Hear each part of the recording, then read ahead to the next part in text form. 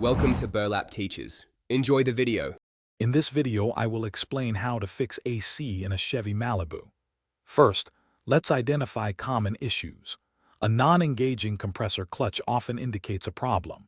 Low refrigerant levels are a frequent culprit, leading to warm air.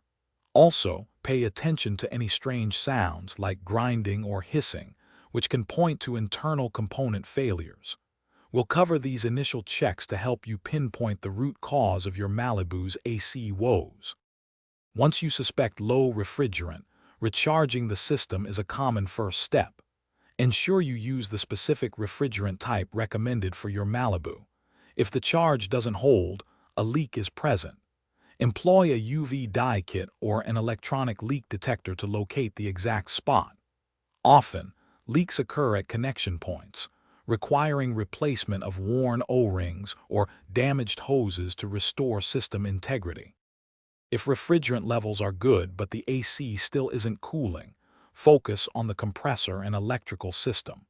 Verify the compressor engages when the AC is turned on.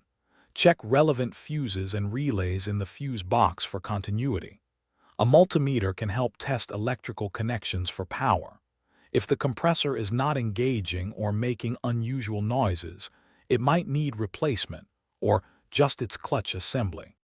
For long-term AC health, regularly clean your condenser fins to ensure efficient heat exchange. A clogged cabin air filter can restrict airflow and reduce cooling performance, so replace it as needed. These simple maintenance steps can prevent future issues and keep your Malibu's AC running smoothly. Also, for a fresh-smelling ride, check the description for a link to Little Tree's black ice and other great deals. Thanks for watching. Consider subscribing if this video helped you.